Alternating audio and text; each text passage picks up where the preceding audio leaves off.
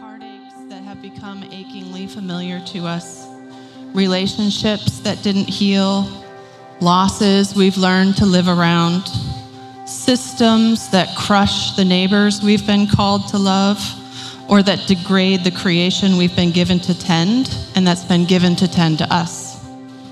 Some of us are carrying the weight of a world that feels like it's coming apart at the seams, a daily accumulation of dreaded news or fear and uncertainty about what's coming next.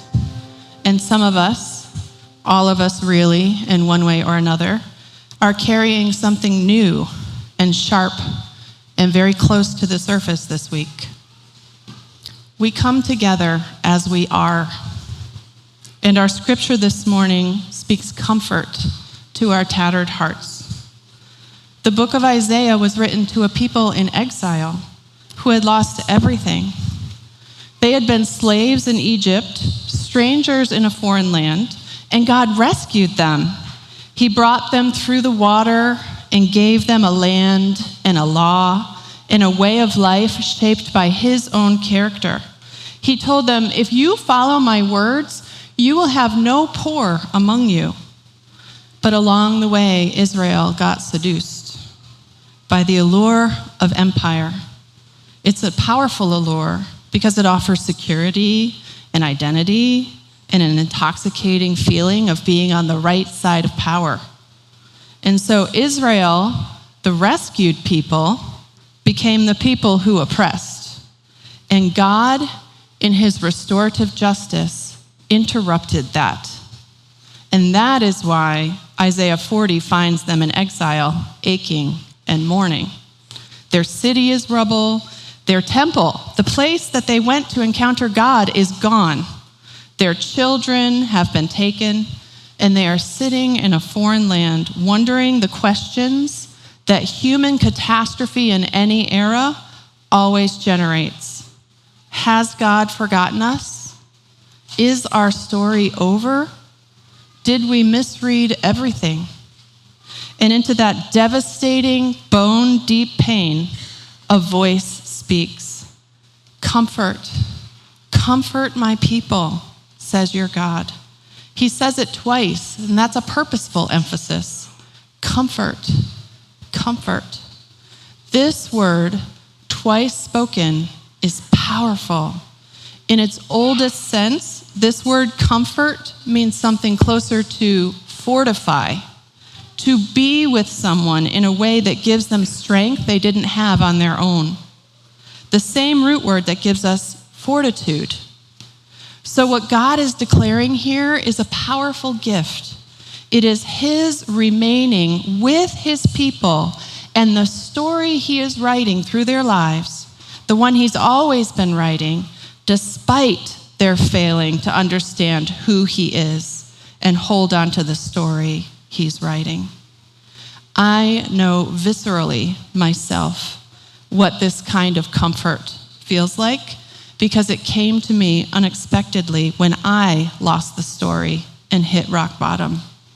11 years ago this summer, many of you already know, I spent a week in a hospital after what I call my soul collapse. My shallow understanding of myself in God's story wasn't deep enough to hold the pain that I was experiencing.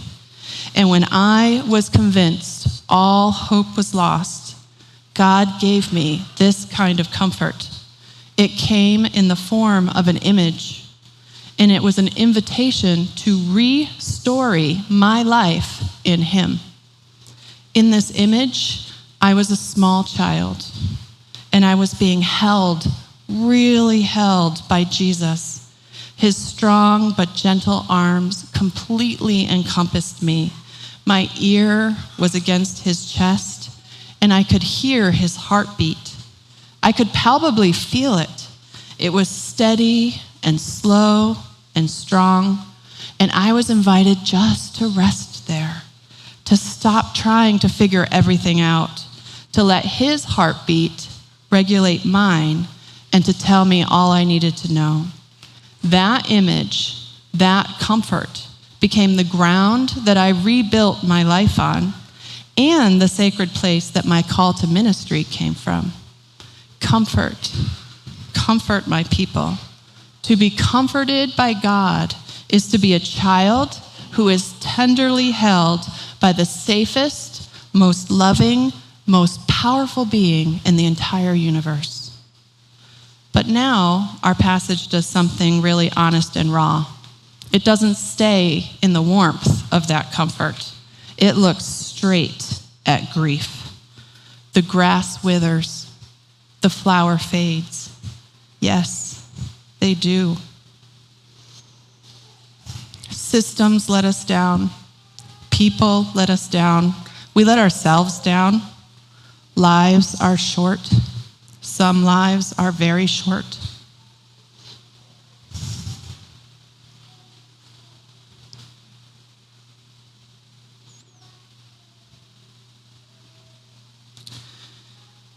The things we love the most fiercely are fragile.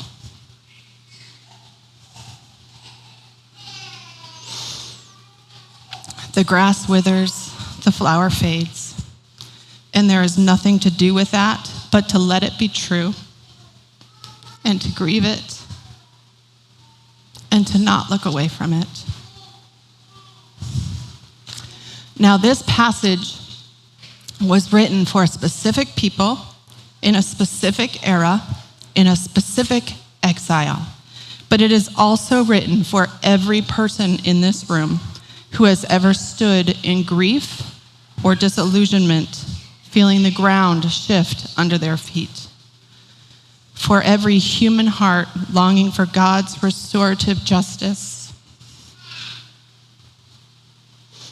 in this fragile and beautiful world. The grass withers, the flower fades, we know it. And then comes the defiance. But the word of the Lord stands forever. That word "but" is doing important work.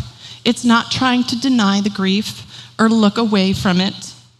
It holds the reality of the withering in one hand and the hope of something else in the other hand, and it refuses to let either one go.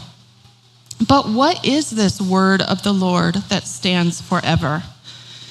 When I was younger, I used to think it meant that God would make sure the Bible, his word, was never lost to the generations.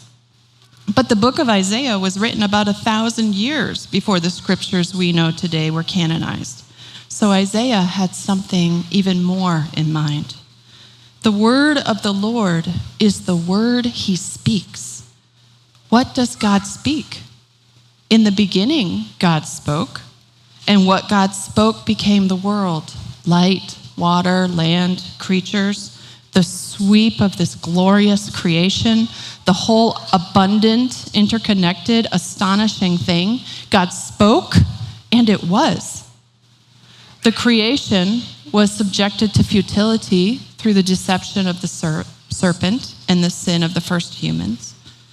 But then God spoke a messianic word of hope. Through the generations of the people that we are now looking at in exile in Isaiah 40, a seed of a Messiah of hope is moving, and that Messiah will crush that serpent's head. The self-giving love of God will restore his people to the beauty of that good garden. He himself will come as a new shoot out of a burned out stump, says Isaiah, and he will restore what was lost. To do that, when the time is right, he will take on human form, God with a heartbeat. I think that heartbeat is the most astonishing sound in the universe. The heart of Jesus is a truly human heart that God took on when he moved all the way into his creation, not observing from a distance, but entering it, becoming part of it, bone and blood and breath. And that heart stopped beating on the cross at the hands of empire.